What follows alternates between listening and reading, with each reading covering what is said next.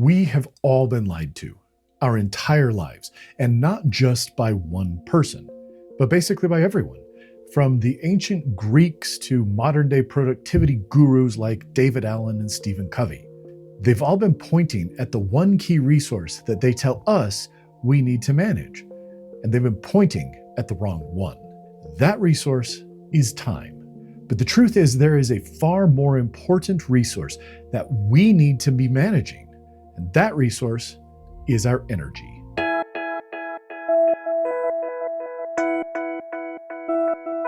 The problem is this. When people talk about productivity, they almost all mean the same flawed idea. For most people, being productive means being busy. It is a calendar full of appointments, meetings, and obligations. Every moment, time blocked. Task lists are endless. Kanban boards are overflowing. We've all known these people, and maybe we've been these people ourselves. Even worse, we've been told that this is the goal.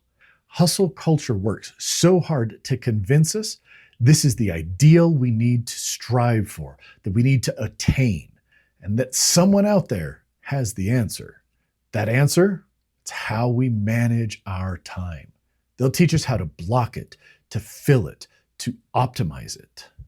An entire productivity industry has been built on this very idea. There are courses, apps, books, videos. The promise is simple. If we adopt their system, our time will practically manage itself. It will be a miraculous panacea of time management. But should we actually believe them? Honestly, I'm no longer so sure. The truth is that for all of us, time is not our most scarce resource. It is not the most precious thing that we need to learn how to manage.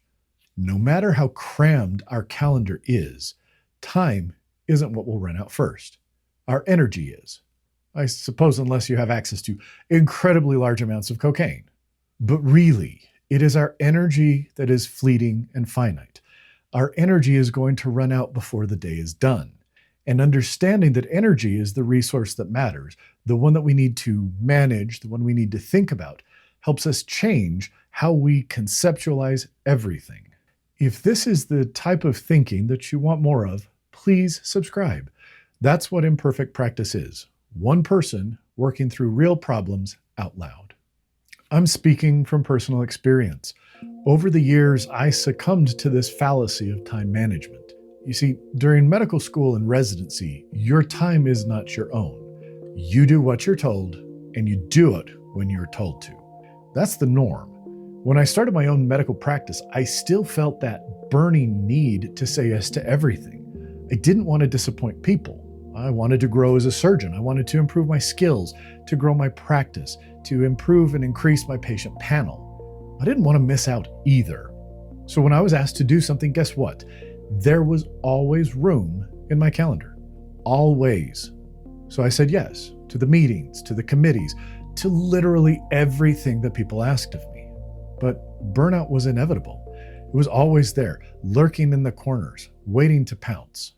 I've talked before about coming to terms with my burnout, and when I started Imperfect Practice, I was beginning to understand that my burnout was about abandoning my creativity. That was absolutely true, but it was only part of the story, as I have later come to realize. There was a much deeper issue at play, and that was my personal energy. I've always been someone who's fueled by creativity. I grew up spending hours and hours painting and doing art with my grandma. During the summers, I spent those running around the copse of trees behind my cousin's house, a video camera in hand, making admittedly pretty bad movies.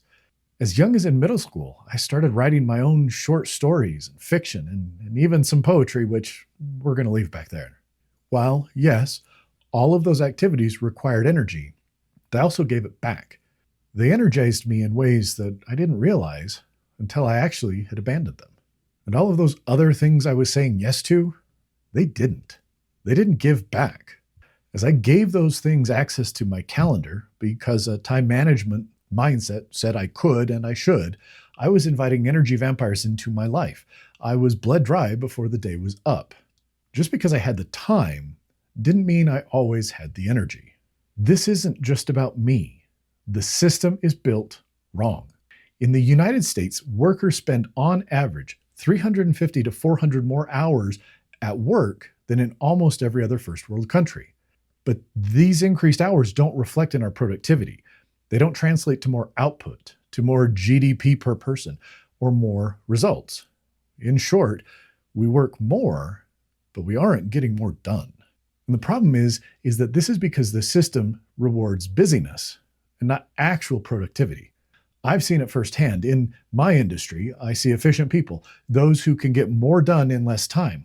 They're criticized for not filling their block. While at the same time, there are others who simply fill their time to overflowing, but do so inefficiently and do far less actual work, are praised. It doesn't matter that they did less in more time. They were just more busy, but they got the gold star. And so our only option is to build better systems for ourselves. This isn't some hack. An energy-first approach to productivity is an actual mindset shift. It's a shift that once we do it, we begin to understand that saying no isn't a failure, it's a tool. We learn to set boundaries based on our energy rather than our time. And this is an essential and important distinction. Let's look at a few examples. A time-first mindset would tell us that we don't have time for a workout. An energy-first mindset recognizes that regular exercise pays back far more than it takes, and so we prioritize it. A time-first mindset tells us that we can burn the midnight oil, we can pull the all-nighter. An energy-first mindset understands that rest equals improved performance. Hustle culture tells us to stay at work later, to be in the office and be seen. But the truth is that by prioritizing our energy, we'll actually be better in all aspects of our lives. Now, of course, that doesn't mean that we never push beyond our normal limits. There are times when life requires that. But that has to be the exception and not the expectation. And as we put in the work to improve our systems, we're able to make these exceptions more rare, and that ends up making us better prepared to deal with them when they come. Look, I'm speaking from personal experience. Making this mindset shift isn't easy. The whole world pushes against it. And the truth is that there are some times when boundaries simply cannot be set. But as we focus on our energy, we begin to see places in our lives where we can improve, protect, and recharge. Because every day has the same 24 hours, but we won't have the same energy every day. And that's okay. It isn't a failing to have days where we have less energy. It's healthy and it's essential that we understand that, we recognize it, and then accept it, and learn to work within those limits. Recognition is the first step. Every activity we do costs energy, and understanding that allows us to begin to restructure our systems. We then realize that empty space on the calendar isn't a failure, it's an opportunity. It's an opportunity to refill the one resource that actually runs out first. It's an opportunity to manage our energy. And in the end, it is far more important than just managing our time.